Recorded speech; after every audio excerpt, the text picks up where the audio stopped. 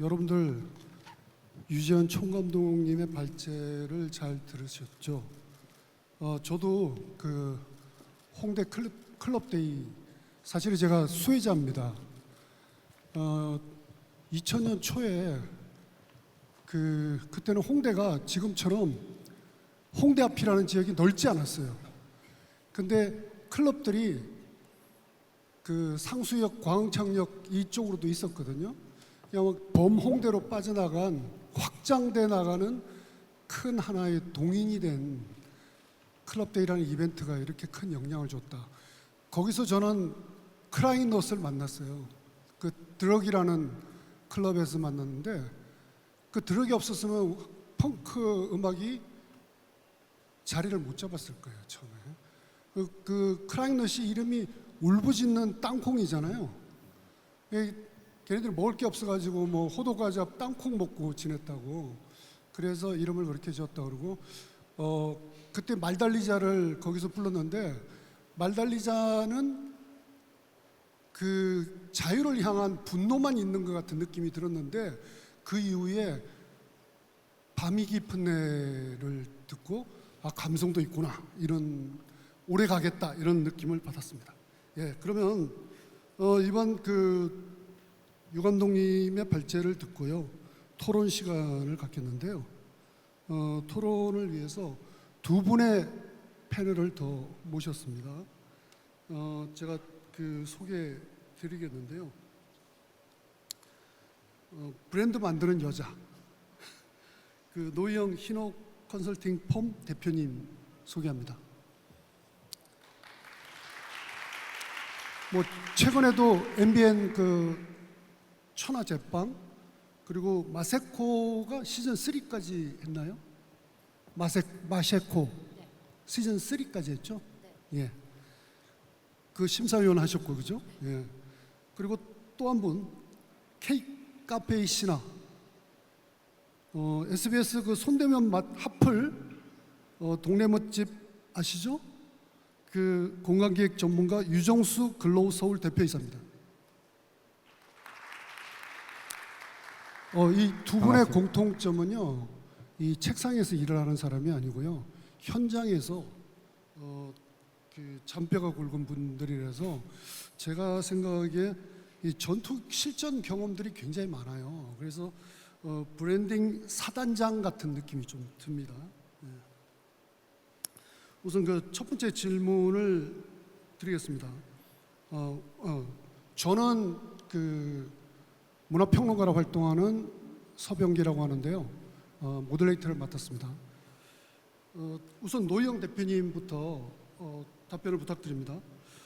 이 발제문을 듣고 좀 소감이 있다면 간략하게 좀 말씀해 주세요. 이렇게 여러 곳에서 이렇게 열심히 일하시는 이런 페스티벌을 만드신 거에 대해서 되게 존경심이 들고요. 이 공무원들과 이런 일을 하나하나 풀어내는 게 얼마나 어려운 일인지 제가 알고 있어서 정말 이렇게 말은 재밌어서 하셨다고 하지만 그 과정은 굉장히 힘드셨을 거라는 거 듣고 대단하신 분이라고 느꼈습니다. 그럼 유정수 대표님도 또 대구까지 오는 길이 사실 날씨도 너무 좋고 지금 가장 좋은 시즌인 것 같아요. 이렇게 많이들 모여서 이렇게 이야기를 하시는데 사실 오후 늦게까지 이렇게 집중력 잃지 않고 다 같이 들어주셔서 너무 좋은 것 같습니다. 네, 두 분께 다시 질문 드리겠습니다.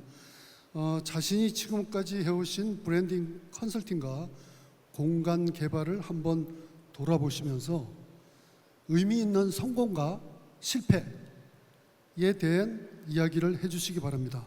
또 그런 점들이 K 로컬 브랜딩과 어떻게 연결될 수 있는지도 한 말씀 해주시면 감사하겠습니다. 두 분 아무나 먼저 하셔도 됩니다. 예, 저는 그러면 이제 아무래도 브랜드는 저희 선배님께서 훨씬 더 전문가시기 때문에 공간 개발에 대해서 좀 말씀을 드리겠습니다. 예, 제가 이제 익선동이나 창신동, 대전 소대동 같은 프로젝트를 여러 가지를 했었는데 공간 개발에 있어서 좀 이런 것 같아요. 어떤 게 성공하는 공간이 되느냐라고 했었을 때 저희가 1+1은 2가 될 것 같지만 1+1이 제로가 되기도 합니다. 예를 들어서 이제 두 사람이 서로 이제 몸을 묶고선 한 사람은 왼쪽으로 한 사람은 오른쪽으로 이제 당길 경우에는 나아가지 못하고 가만 제자리에 머물게 되죠. 그 공간이 가지고 있는 힘, 그 공간이 가지고 있는 매력, 도시라고 치면은 이 도시가 가지고 있는 자생적인 매력과 스토리 이런 것들과 하려고 하는 콘텐츠, 새로 만들려고 하는 콘텐츠가 반대로 가게 되면 사실 제자리에서 벗어나지 못하는 것 같아요. 그래서 1+1을 했는데도 도시의 힘과 다음에 사람들이 만들려는 콘텐츠가 반대로 가면은 0이 되는 것 같고요.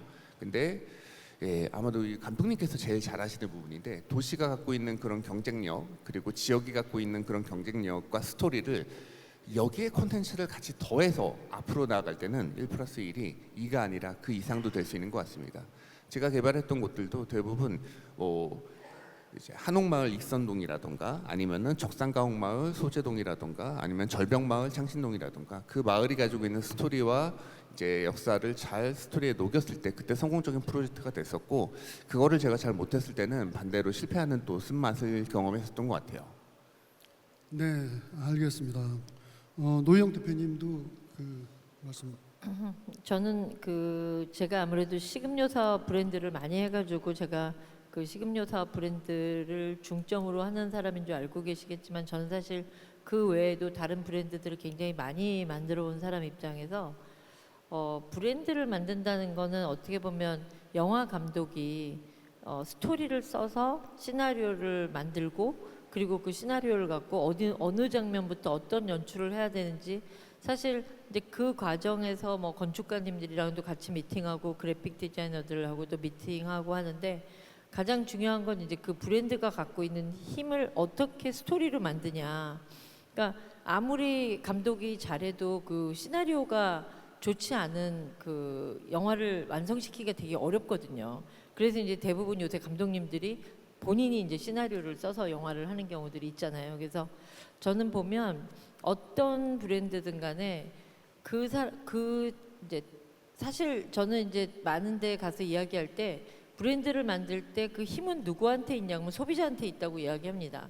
제가 여태까지 만들었던 모든 그 브랜드들이 제가 발명을 한 건 아니거든요. 제가 뭐 에디슨 수준의 그런 발명가가 아니라 우리 그 고객들이 다 우리한테 이야기하고 있습니다. 나는 지금 이것이 지금 필요하다. 그러니까 제가 만들었던 카테고리들이 새로 무슨 실리콘밸리에서 하는 그런 것들이 아니라 이 브랜드라고 하는 거는 세상에서 소비자들이 이야기하는 거를 관찰하고 지금 저것이 필요하구나. 사실 제가 이제 그 마케도 브라운이라는 걸 처음에 만들었을 때 사람들이 굉장히 제가 특이한 거를 만들었다고 생각하시는 분들이 계시겠지만 사실 제가 그 브라우니를 만든 거는 시장 조사를 했을 때 우리나라 크래커 중에 그 과자 중에 가장 잘 팔리는 1위부터 10위까지 그 비스켓이 초콜릿 쿠키였어요. 뭐 칙촉, 초코 쿠키 그래서 그때 제가 안 거예요. 사람들은 쿠키를 구입할 때 초콜릿 칩 쿠키를 좋아하는구나.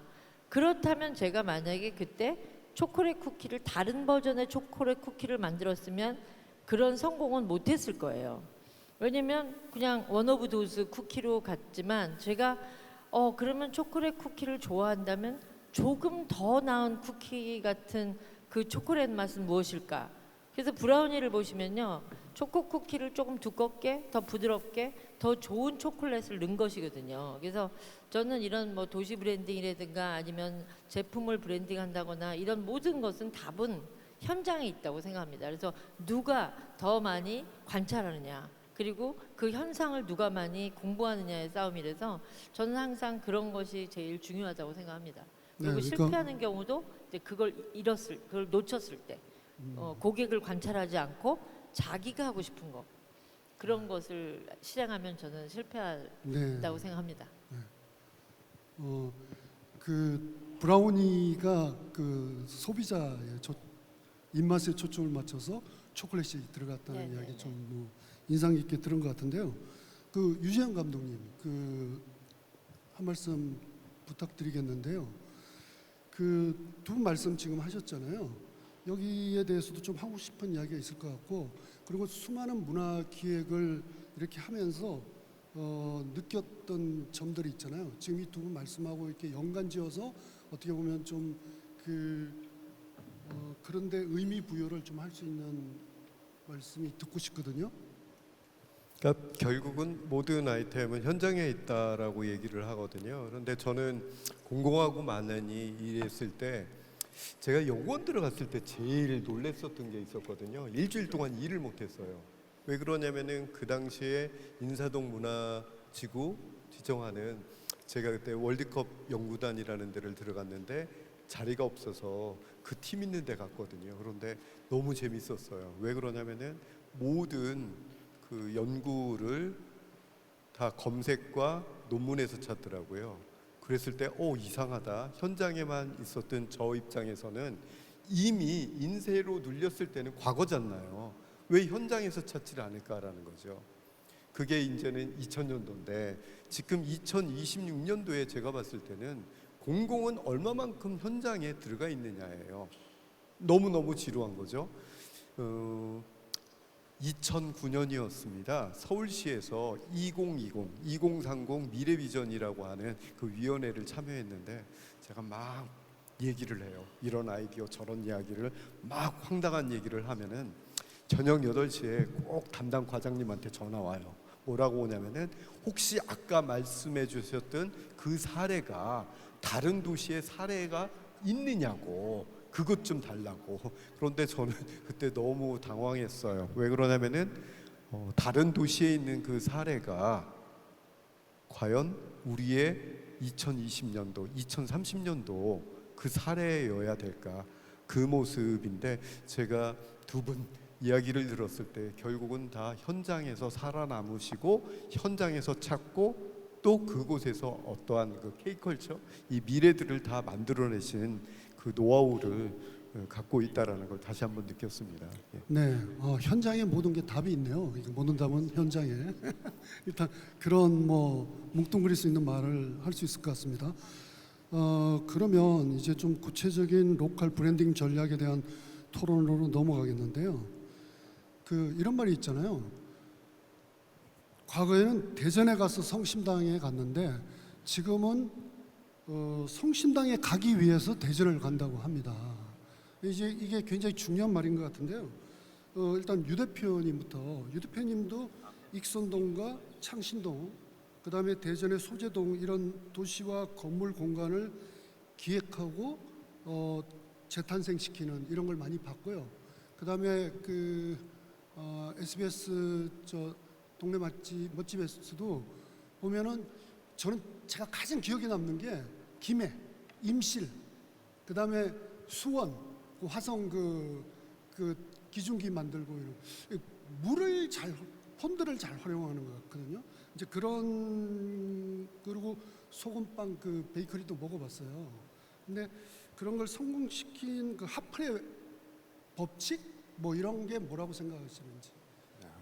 하프의 법칙, 말씀드리기 전에 하나 너무 궁금한 게 우리 고모님한테 있는데, 브라우니 사실 아마 누구나 여기 마케도 리얼 브라우니 드셔보셨을 텐데 너무 처음에 먹었을 때 파격적인 게 너무 맛있는데, 양산 과자 중에서 그렇게 조그만데 가격이 비싼 거, 분명히 재료가 좋고 퀄리티가 좋기 때문에 그랬을 텐데 내부에서 반대가 엄청 심하지 않았었나요? 그럼요.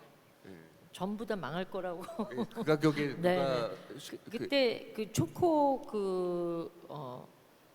초코 파이가 220원이고 제가 만들었던 브라우니가 700원이어서 거의 10배 비싼 과자였어요. 양은 훨씬 더 작고. 네네. 근데 사실 저는 그때 만들면서 조금 자신이 있었다는 건 뭐였냐면은 처음에 제가 제과회사에 갔더니 스트로베리를 갖고 과자를 굽는다거나 포도를 갖고 과자를 굽는 게 아니고 전부 다 딸기요? 딸기 가루, 포도 가루 이런 식으로 합성 첨가물 가지고 대부분 만드는 그런 재료 과정이 있었기 때문에 이제는 앞으로 천연 재료나 천연 그런 원료에 대해서 사람들이 관심을 굉장히 가질 거라고 생각했고 이미 다른 나라에서는 그러니까 세계적으로는 그런 게 트렌드가 불었기 때문에 저는 우리나라도 어느 정도 이제 잘 사는 나라가 됐기 때문에 과자 가격에 대해서 그렇게 민감해지지 않을 것이다라는 그런 확신은 있었습니다. 팬심으로 하려고 여쭤봤고요. 죄송합니다. 대본에도 없었는데. 네, 제 이야기를 조금 드리면은 이 각 지역을 봤을 때 저한테 제일 많이 물어보는 질문이 사적으로든 아니면은 인터뷰를 해도 공식 인터뷰에서 안 물어봐도 이제 기자분들이나 이제 아나운서분들이 인터뷰 끝나면 그래서 다음은 어디예요? 이걸 제일 많이 물어보세요. 네, 다음에 땅값 오를 지역이 어딘지를 많이 물어보시는데 저는 항상 이제 부동의 가치를 좀 찾습니다. 예, 저희 유동적인 자산이 있다고 했었을 때 반대가 부동산인 거잖아요. 그래서 이 부동 움직이지 않는 자산인데 그 자산에 원래 바뀌지 않을 만한 무언가 상설적인 컨센트가 있는 곳을 사실은 되게 찾는 것 같아요. 여기만 하더라도 수성못이라는 연못이 있죠. 이 연못이 이 주변의 지역에 뭐 저희가 뭐 1000년 후에는 어떻게 될지 모르겠지만 향후 수십 년간은 수성못이 없어질 리는 없는 거고 이 수성못이 존재하는 한 이 주변을 저희가 호수를 기반으로 한 무언가 볼 수 있는 것들이나 이런 것들이 존재하기 때문에 여기는 사실은 핫플레이스로 만들기에 되게 좋은 소재와 컨텐츠가 있는 거죠. 그런데 한 지역이 갖고 있는 역사적인 스토리 그리고 그것이 현재 건축물의 이제 외관으로까지 남아 있다면 저희가 창신동 같은 경우도 거기가 조선 최고의 채석장이었었고 그 암석들을 캐서 일제 조선 총독부라던가 그 전에 경복궁 이제 후기 마감할 때라던가 이럴 때 화강암들을 캐다가 썼던 그 흔적들이 지금의 현재의 절벽을 만든 거였었던 그 스토리가 너무나 재밌고 그게 그냥 스토리만 남아 있고 지금은 없으면 모르겠는데 채석장의 흔적이 그대로 남아 있는 사실은 그래서 너무나 재미있는 마을이었었기 때문에 그거를 히스토리로 만들었었을 때 이거는 뭐 아파트 재개발이 되면 모르겠지만 그 전까지는 충분히 이제 유지될 수 있는 곳이라고 생각했었고요. 그리고 반대로 소재동 같은 경우도 우리나라의 최고의 적산가옥 군락이 있었던 지역이기 때문에 그래서 소재동은 이게 내부에서 약간 역풍이 있을 수도 있었지만은 그럼에도 불구하고 약간 일본식 콘텐츠들을 저희가 많이 더 넣었던 것 같아요. 적산가옥이 그 당시에 지어졌던 시기에 콘텐츠와 이제 스토리를 많이 녹여서 마을을 만들었을 때 그때 사람들이 많이 사랑했던 거고 그때 탄생했던 브랜드가 저희 이제 만든 것 중에서 온천집이라는 일본식 이제 요리집이 탄생을 했고 지금까지 좀 사랑을 받고 있습니다. 네. 창신동 이야기만 해도 그 역사가 들어가 있네요. 보니까 그 화강암을 캐가지고 거의 직벽처럼 지금 그렇게 되고 맞습니다. 있잖아요. 예, 알겠습니다. 그리고 노희영 대표님 마이크 들어주세요. 그 뭐 노희영 대표님도 뭐 브랜드의 어떤 뭐 거의 부자실 텐데 그 저도 뭐 브라우니 뭐 계절밥상 뭐 CGV 그것도 이렇게 그 CI를 다 하신 거잖아요. 그다음에 비비고 뭐 이런 거 그죠? 빕스 뭐 뚜레쥬르 뭐 수많은 브랜드를 탄생시켰는데 저도 오래전에 그 홍대 앞에 삼구리 포차에서 그 노 대표님 만나서 인터뷰한 기억 나시죠? 그럴 때 이게 오래 살아남는 브랜드를 탄생시키기 위해서는 아까 조금 말씀하셨는데 또 어떤 게 좀 필요한지 말씀을 추가해 주시면. 사실 저는 이제 뭐 일본을 이렇게 비교해 보면 정말 뭐 100년, 200년 가는 브랜드들도 많은데 비해서 우리나라가 노포들 외에는 그렇게 지금 요즘 우리가 핫하다고 이야기하는 브랜드들이 오래 가기가 되게 힘든 구조예요.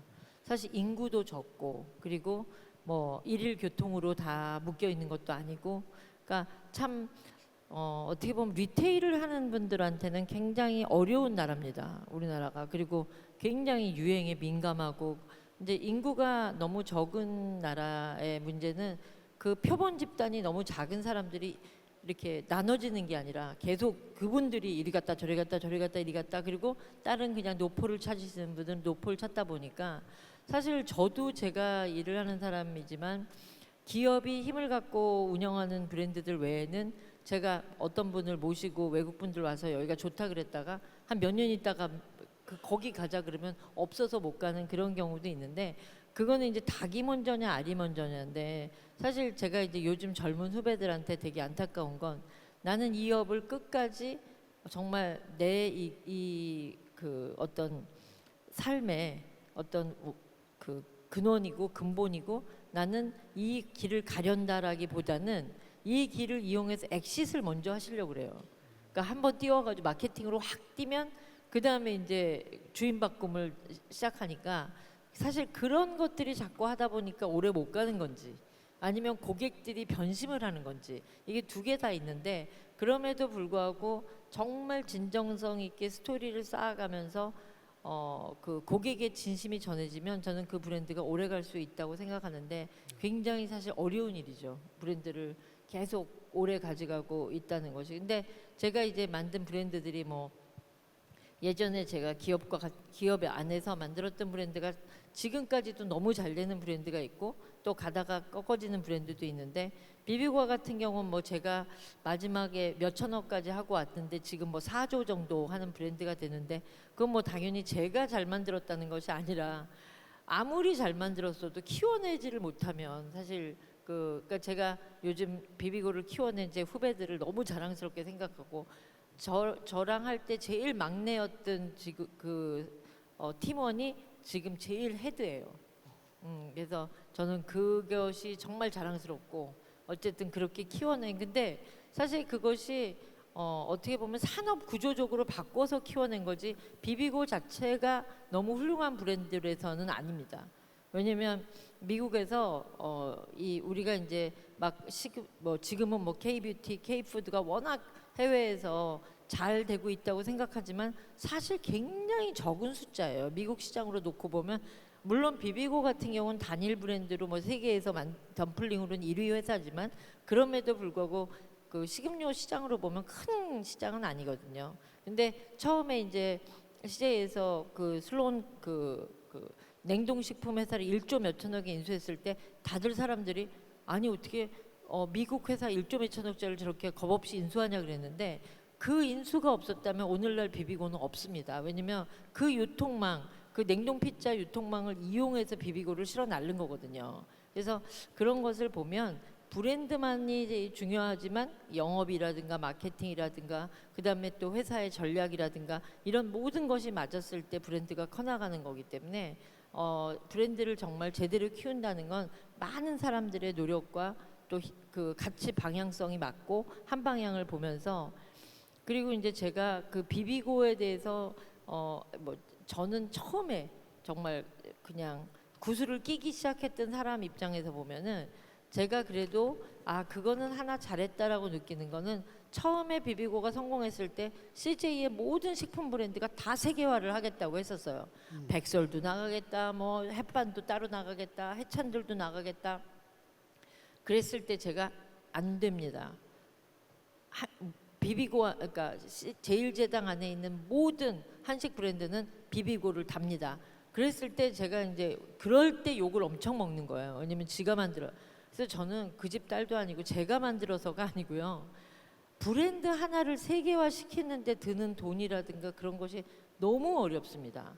근데 그게 처음에 좀 잘 된다고 해서 너도 나도 다 브랜드를 달고 나가면 만약에 제가 그때 그 욕을 먹으면서도 그걸 막지 않고 햇반 따로 해찬들 따로 그렇게 나갔으면 저는 오늘날에 그 한식 브랜드 비비고라는 타이틀은 못 가졌을 거라고 생각해요. 그래서 저는 브랜드를 만들고 브랜드를 키워나가는 과정은 정말 투쟁도 있어야 되고 노력도 있어야 되고 또 협동심도 있어야 되고 정말 어려운 일입니다. 네, 노 대표님 이야기 들어보면요. 그러니까 이제 만든 것도 중요하지만 갖고 나가는 그런 게 굉장히 중요하다는 말씀을 여러 가지 예를 들어서 이렇게 그래서 해주는데 저한테 많은 분들이 브랜드를 만드는 게 어렵냐, 키우는 게 어렵냐 똑같습니다. 둘 다 어렵습니다. 브랜드를 잘 만들어내는 것도 어렵지만 키워낸 둘 다 똑같습니다. 아이를 낳는 게 어렵냐, 육아가 어렵냐, 저는 똑같다고 생각합니다. 알겠습니다. 그리고 유종수 대표님은 네네. TV를 보면요, 카페나 이거 베이커리 이런 거 오픈하는 사람한테 그 화를 낼 때가 좀 있잖아요. 네, 많이 화내니까 되게 재밌어요. 많이 화내죠. 준비도 안 하고 이렇게 했냐고 그러면 진짜 막 화를 진짜로 내시는 것 같거든요. 네. 그러니까 그런 부분들이 어떤 그에는 강조하고 싶으신 그런 점들이 있을 것 같은데. 그러니까 대부분 저희 일반적인 저희 서민들 입장에서는 사실 창업의 기회가 뭐 N번 주어지진 않잖아요. 여러 차례 주어지지 않고 한 번 실패하면 그 한 번 실패한 것을 다시 만회하기 위해서 5년, 10년의 또 고단한 기간을 거쳐야 되기 때문에 사실 일생에서 창업을 2번 하기란 쉽지 않은 건데, 근데 첫 번째 창업을 너무 쉽게 하시는 경우들이 많은 것 같아요. 저는 그래서 항상 창업에 대해서는 이제 말씀을 드릴 때 늦은 창업이란 없다. 너가 1년 더 준비해서 1년 늦게 창업한다고 해서 세상 바뀌지 않고 난리 나지 않는다. 절대로 포모를 갖고 조바심을 내지 마라. 그런데 이른 창업은 항상 너무나 많이 존재하는 것 같아요. 제가 되게 안타까운 것 중에 하나가 이제 얼마 전에 이제 군 부대에 가서 강연을 한 적이 있었는데, 누구를 대상으로 했냐면 장성들을 대상으로 이제 했었는데, 이제 20년 차가 넘으셔서 이제 보통 중령이나 소령 말기 그러신 분들이 이제 나라에서 이제 조기 퇴직을 시켜주실 때, 그때 이제 그럼 퇴직을 하시는 분들이 되게 많은데, 그때 분들이 60% 정도가 창업을 하시고, 그리고 그 중에서 한 80%는 망하신다 그러더라고요. 그게 되게 심각한 군대에서의 문제여서 그분들을 대상으로 이제 강연을 하는데, 그분들이 20년간 군 생활을 하셨던 분들이어서 아침에 6시에 일어나는 게 기본이고 하루도 안 쉬어보신 거예요. 그러니까는 휴가 한 3일, 4일 말고는 이수지를 벗어나서 일해보신 적도 없고, 그러니까 너무 근면성실하신 거예요. 그러니까 갑자기 20년 동안 일하다가 갑자기 퇴직하고 나왔는데 내가 지금 한 달이나 쉬었어. 아무것도 안 했어. 너무 조바심이 나고 불안하신 거예요. 우리나라 사람들은, 외국 사람들은 게을러서 망하는데 우리나라 사람들은 부지런해서 망하는 경우가 있습니다.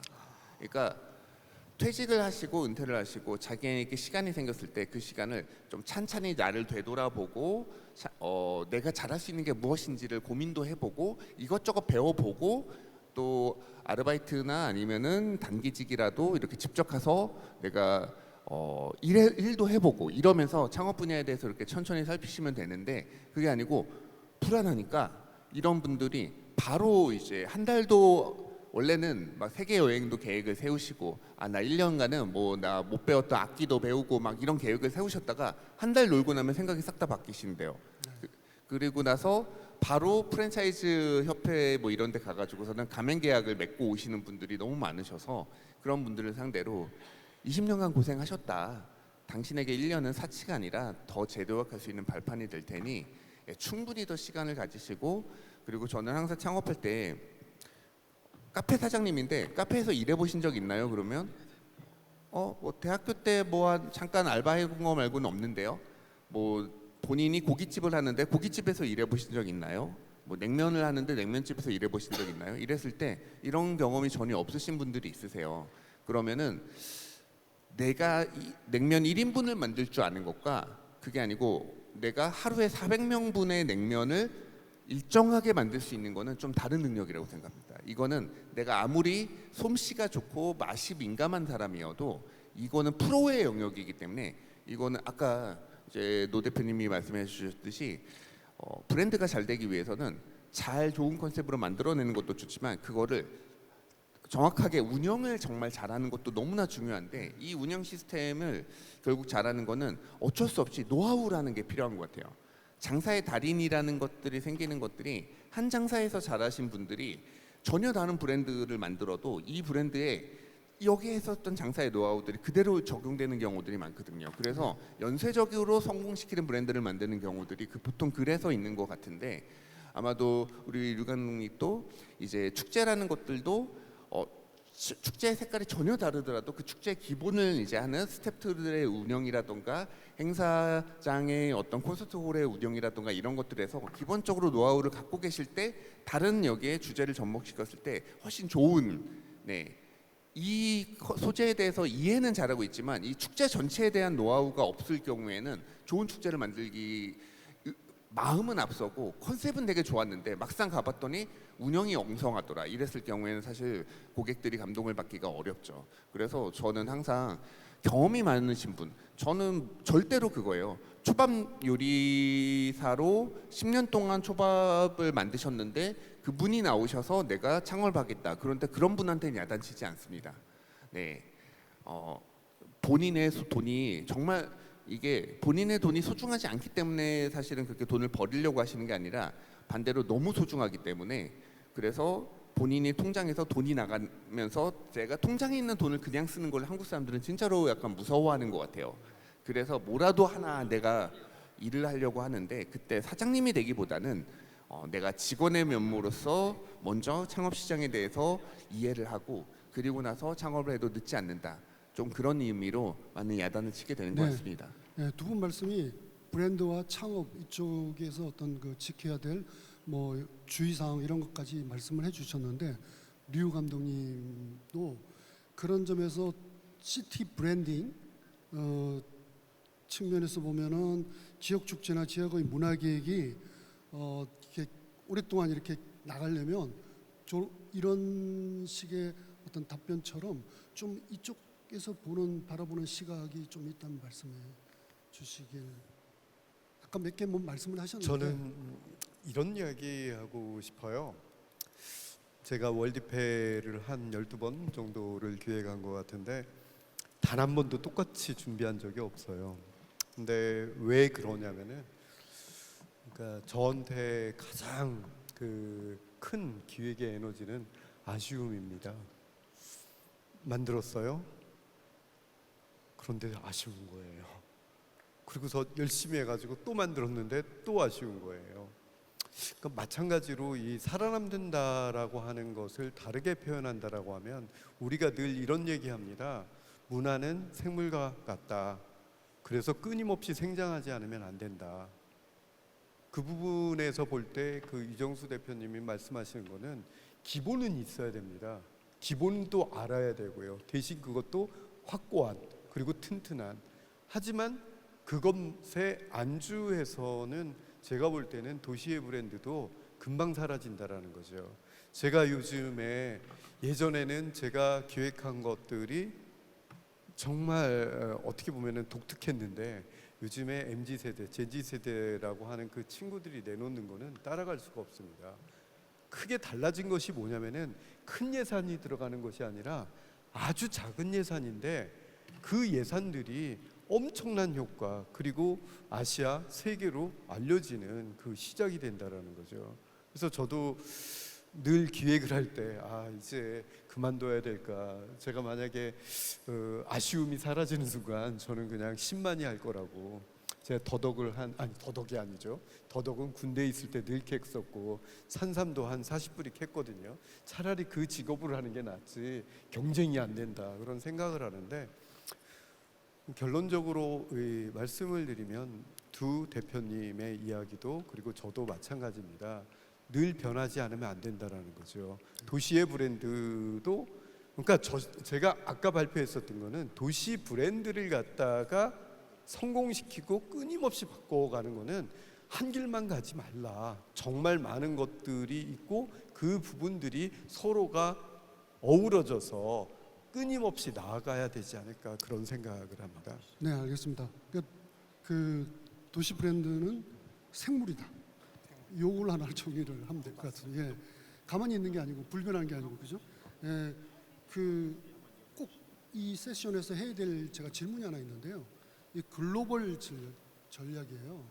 왜냐하면 지금 앞으로 굉장히 중요하고 지금도 여전히 중요하지만 노희영 대표님 보면은 여전히 이렇게 활동을 하시는 게 참 대단하다는 생각도 들고요. 요즘은 또 유튜브로 MZ 세대들하고 소통을 하고 있는 큰손 노희영, 그죠? 저도 몇 개 봤어요. 깍지들하고 이렇게 대화를 나누는 거 보면 사실 어떻게 보면 좀 젊은 친구들이 좀 노 사장님을 보면 조금 이렇게 긴장하고 좀 무서워할 것 같은 느낌도 드는데 보면 아니에요. 보면 이렇게 애들을 잘 이렇게 껴안아주는 그런 배려심 같은 걸 보여주더라고요. 그래서 지금 이게 그 구독자도 상당히 많던데요. 이게 이제 이런 플랫폼을 바탕으로 자연히 그 어떤 글로벌 전략과도 통하게 되는 것 같은데 구체적으로 로컬 브랜딩의 글로벌 성공 전략까지 말씀을 좀 해주시면. 사실 뭐 제가 그 비비고 같은 그 브랜드를 할 때는 정말 어려운 시절입니다. 그래서 제가 맨날 우리 비비고 성공에 가장 도움을 많이 주신 분이 싸이라고 이야기해요. 그 당시 이제 싸이가 그 강남 스타일이 안 떴다면 우리 비비고를 그렇게 띄워줄 수 있었을까?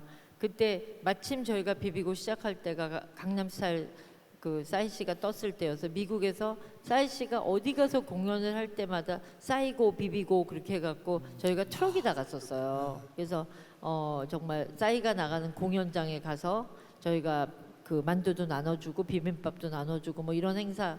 그러니까 그렇게 사실 되게 중요했던 시절인데 지금은 뭐 K-뷰티, K-푸드, 뭐 K-컨텐츠가 엄청나게 성공을 하고 있다고 보지만 지금 사실 오히려 넷플릭스는 돈을 잘 벌고 있는 반면에 우리나라 제작사는 되게 어렵고 극장도 어렵고 그래서 이 정말 우리가 그냥 나름 글로벌을 했다고 굉장히 들떠 있지만 사실은 K 컨텐츠가 그렇게 뜬 거에 비해서 K 뷰티와 K 푸드가 그렇게 성공했냐 하면 굉장히 사실 미비한 수준이에요. 그리고 미국에 가면 우리를 다 할 수 있는 것 같지만 사실 그렇지도 않습니다. 왜냐면 워낙 뷰티 시장이 뭐 우리가 그렇다고 타겟에 들어가 있는 것도 아니고 그렇기 때문에 우리는 지금 가만히 잘 생각을 해서 도대체 이 K 컨텐츠가 뜨는 데 있어서 우리 브랜드가 뭘 띄웠냐 생각해 보면 별로 컨텐츠를 이용해서 뜬 브랜드는 많지 않습니다. 왜냐면 개개인의 어떤 셀러브리 그 아티스트들은 떴죠 당연히. 근데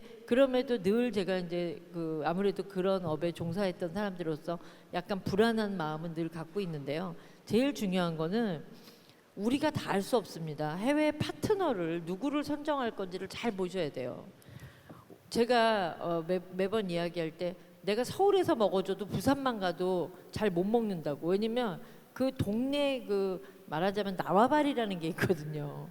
그래서 우리가 그냥 미국에 가서 성공할 거라는 그런 꿈은 버리셔야 돼요. 우리가 지금 아마존을 이용해서 우리 K뷰티가 좀 뜨고 있지만 과연 그럼 그 수익은 누가 더 많이 보냐 하면 사실은 손 안 대고 코 푼 아마존이 훨씬 더 많이 버는 거거든요. 그래서 그런 걸 보면 정말 그 마켓에 대한 이해를 우리가 사실 K뷰티가 우리가 정말 US 마켓을 많이 잘 알아서 띄운 게 아니고요. 그들이 우리 거를 좋아서 지금 뜬 거거든요. 그래서 우리의 전략으로 통했다고 저는 생각하지 않습니다. 아직은. 네. 그래서 정말 우리가 정말 중요한 건 그 마켓에 대해서 얼마나 심도 있게 분석하느냐. 그리고 그들이 왜 지금 이 브랜드는 한국에서도 별로 안 좋아하는 이 브랜드를 왜 미국 아마존에선 저렇게 좋아하는지. 그러니까 그것이 우연이 아니라 그 외국 사람들이 우리의 어떤 걸 좋아하는지를 정말 스터디를 많이 해야 되는 아주 중요한 시점이라고 생각해요. 그래서 나라별로 전문가들을 정말 모셔야 하고 사실 그건 그 나라에 있습니다. 우리나라에서 그 나라를 잘 알 수 없어요. 그래서 정말 오히려 외국에다가 문을 열고 그들을 받아들일 준비를 하는 게 저는 글로벌 전략의 제우선이라고 생각합니다. 네, 아유, 저 좋으신 말씀 같습니다. 저도 콘텐츠를 취재하는 기자로서 K-팝이나 K-드라마는 떴는데 그거에 상응할 정도의 중소기업에서 만든 제품은 제대로 맞아요. 팔지 못했다는 뜻이잖아요. 너무 그러니까 팔 수 있는 적어요. 여지가 엄청 많다는 뜻이잖아요, 또 그거는. 그래서 다 지역이나 어떤 상품의 그런 전문가들하고 연관해서 어떤 해야 될 일이 많다. 네. 이렇게 이해하면 되겠죠, 네. 이제. 그리고 유정수 대표님도요. 글로벌 전략을 성공시키기 위해서 좀 트렌드 같은 거는 좀 어떻게 반영을 해야 되고 또 트렌드만 반영해서는 또 안 될 것 같거든요. 좀 그런 점은 좀 글로벌 전략을 위해서 필요한 건. 네, 이제 노 대표님 말씀하셨던 거의 어떤 연장선인데 그 많은 이제 가수분들 중에 원히트 원더라는 이제 타이틀을 좀 갖고 계신 분들이 있어요. 뭐냐면 이제 한 곡은 되게 떴는데 그 이후로 이제 스포머 징크스라고도 하죠. 네, 이 집이나 그 이후로 좋은 작품을 계속 못 내는 경우. 네, 근데 이런 일이 이제 왜 발생하냐면은 저는 이제 또 되게 대표적인 뭐 이제 원히트 원더 가수를 제가 친한 이제 누나로 알고 있는데 그 누나 같은 경우도 이제 1집이 되게 엄청나게 성공을 거뒀는데 2집에서 계속 비슷한 노래를 자기는 불렀는데 왜 1집만큼 좋아해 주지 않지? 라고 하는데 본인은 그렇게 생각을 하시더라고요. 그런데 이제 저는 이걸 보면서 1집에서 사람들이 누나의 좋아했던 건 그 포인트가 아니었는데, 그러니까 자기가 좋아하는 게 이렇게 있고, 예, 그리고 대중들이 좋아하는 게 있으면은 저는 그 누구도 아무리 대중성의 화신이라고 하더라도 이 두 개가 완벽히 겹치는 사람은 없다고 생각해요. 내가 좋아하는 걸 다 하면 내가 좋아하는 걸 모두 다 대중들이 좋아하는 사람은 없다고 생각해요. 그리고 아무리 내가 나는 마이너한 감성이야, 나는 대중적 감성과 거리가 멀어 하는 사람들조차도 대중성과 아무런 교집합도 없는 사람은 없다고 생각해요.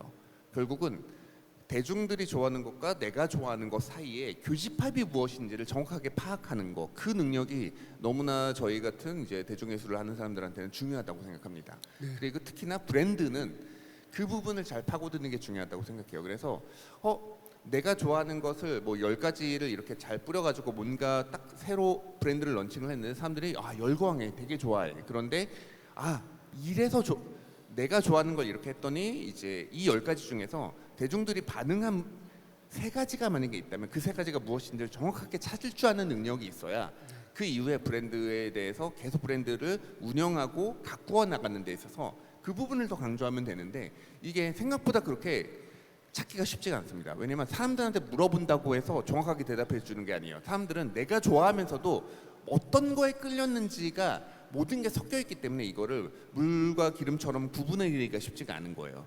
그래서 어떻게 보면 이제 저희 같은 전문가들이 그래서 필요한 것 같고, 네, 그 부분을 정확하게 나눴을 때 K 콘텐츠에서 이제 세계 사람들이 반응했었던 요인들 중에서 지금은 정말로 그 담론을 지금은 저희가 조금 신난 단계인 것 같아요. 왜냐면 이것도 좋아해? 우리가 갖고 있는 건데 이런 것도 좋아해? 하고서는 던지는 것마다 히트를 치니까 지금 작년부터 올해는 저희가 약간 뭐 여기서 쓸 말은 아니지만 약간 뽕에 취했다는 얘기 많이 하죠. 이렇게 너무 전 세계가 한국을 사랑해. 근데 저는 이거는 물결 중에 하나라고 생각해요. 일본에 열광했었던 할리우드가 90년대 이제 2000년대까지 일본에 영광했었던 할리우드가 이제 대안을 찾아서 한국에 지금은 그 기회가 왔을 뿐이고 저는 일본에게 주어진 기회보다 한국에 주어진 기회 시간이 훨씬 더 짧을 거라고 생각해요. 그리고 나면 벌써 뉴욕만 가더라도 K 콘텐츠가 제일 핫했던 게 뉴욕은 맨하탄 같은 경우는 5년 전이에요. 지금은 가면은 아프리카로 바뀌었습니다. 지금 가장 핫한 대륙이 아프리카고 아프리카의 어떤 이제 디자인과 이런 것들이 의류와 다음에 이제 실내 디자인이나 장식들이나 이런 것들을 이제 장악하기 시작했거든요. 지금 그 동남아시아에도 4나라가 뭉쳐가지고요 시블링이라는 그에서 걸그룹이나 이런 걸 만들어서 자국에서 히트치키고 미국으로 가는 거예요. 이게 어떻게 보면 우리 K-팝하고 경쟁 관계 구도가 일어난다고 생각하거든요. 한국 거를 배워서 이제 이거를 벤치마킹하려는 곳들도 정말 많이 생길 거고 그래서 이럴 때일수록 사실은 한국만이 갖고 있는 독특한 특성이라고 할 수 있는 건데 그런데도 불구하고 세계에서 반응하는 것들이 무엇인지를 일본 문화가 대세였던 그 이제 광풍이었던 1990년대가 지금은 지났지만 여전히 일본이 그래도 한 자리 차지하고 딱 언제나 이제 강자로 자리할 수 있는 거는 그 당시에 뿌려놨던 유산들 중에서 남아있는 것들이 여전히 일본의 특색들에 대해서 전 세계 사람들이 이해하고 이제 좋아하는 부분들이 기억에 남아있기 때문인 것 같은데 지금 이 시기 결국 K문화가 대세인 이 시기는 언젠간 지나갈 텐데 그 이후로도 우리가 계속 어떤 최저 수준의 무언가를 남기려면은 유산을 남기려 그러면 지금 시점에서 저희가 정말 잘해야 되는 것 같습니다. 네. 지금 시간이 한 6분 정도 남았는데요. 혹시 플로어에서 간단하게 질문하실 분 있습니까? 질문이 아니어도 꼭 지금까지 토론한 거에 대해서 좀 의견 제시 같은 게 있든가 그러면 말씀해 주시면 말씀 없으면 유재현 총감독께서 발제를 하셨으니까 그 좀 이 지금 이야기 토론한 내용을 포함해서 좀 마무리적인 그런 말을 한마디 해주시면 고맙겠는데요. 끝내주는 남자가 되라는 얘기겠죠. 끝내주는 남자. 저도 늘 기획자로서 고민을 많이 합니다. 그리고 두 분의 대표님도 늘 이렇게 제가 지켜보고 왔고요. 그리고 오늘 이 자리에서 이렇게 제가 마무리 발언을 한다라고 하면은 K 콘텐츠라고 하는 것도 이것도 흐름이잖아요. 또 제가 이제 EDM 축제를 만들었잖아요, 대한민국에. 그리고 나서 월드페를 만들고 나서 어떤 일을 했었냐면은 중국도, 그 다음에 인도네시아에도, 필리핀도, 그 방콕도 이쪽에 월드페를 팔자라고 했는데 거기에서 가장 그 절망감을 느낀 게 하나 있어요. 어떤 거였었냐면은 저는 정말 돈이 없이 페스티벌을 만들었어요. 그런데 방콕에서 만난 친구들은 다 재벌 2세들입니다. 그러니까 시작 자체가 틀리다라는 거죠. 그 12월 달 되면은 원더프루츠라고 하는 그 파타야에서 열리는 그 EDM이 있거든요. 근데 우리는 항상 동남아나 이런 그 저개발국가, 후진국이라는 데를 보면은 되게 무시를 하거든요. 그런데 제가 볼 때는 우리나라에서 벌어지는 그 어떤 축제도 원더프루츠 못 따라갑니다. 왜 못 따라가면 첫 번째 행사 장소가 골프장이에요. 우리나라에서 골프장에서 EDM 한다라고 하면 난리 나겠죠. 잔디다 망가진다부터. 그런데 거기는 왜 가능하죠? 자기 거니까, 아빠 거니까. 그리고 거기는 물가가 싸고 음식이 맛있습니다. 그러면 어떻게 보면은 각자가 가지고 있는 자신의 환경의 것들을 최대한 활용을 한다라는 거죠. 그 활용이라고 하는 거는 제가 볼 때 우리가 지금 이 반도체가 호황이다 이러는데 이거 얼마나 갈까라는 거거든요. 그러면 그 다음이라는 것들을 늘 대비를 해야 되는데 그 대비라고 하는 것들이 같이 고민을 해야 된다라는 거죠. 2013년도에 KBS에서 한류 대전환이라는 생방송 프로그램이 있었습니다. 그때 이제는 한류 10주년을 맞이해서 저도 참여를 했었는데 마지막에 그 앵커님이 저한테 질문을 했어요. 유 감독님은 앞으로 뜰 한류 상품은 뭐가 있다고 생각합니까? 제가 뭐라고 했냐면요, 산나물이요라고 했거든요. 산나물이요. 예, 왜 산나물이라고 했냐면은 자, 사람들의 소득 수준이 높아지고 스티브 잡스가 채식을 하잖아요. 채식의 최고의 성지가 어디예요? 대한민국이죠. 왜 그렇죠? 봄, 여름, 가을, 겨울을 나고서 우리 식탁에 다가오는 그 삼나물의 중요성을 전혀 모른다라고 사실은 제가 이제는 이야기를 했었던 거거든요. 결국은 우리도 우리 콘텐츠들이 브랜드로서 살아남는 방법 중에 하나가 우리 것을 더 잘 알아야 된다. 그리고 사회에서 현장에서 찾아야 된다라는 말 다시 한번 이렇게 마무리도 네. 할 수 있지 않을까. 그런 EDM과 생각입니다. 골프장 그리고 산나물 잘 이야기 잘 들었습니다. 네.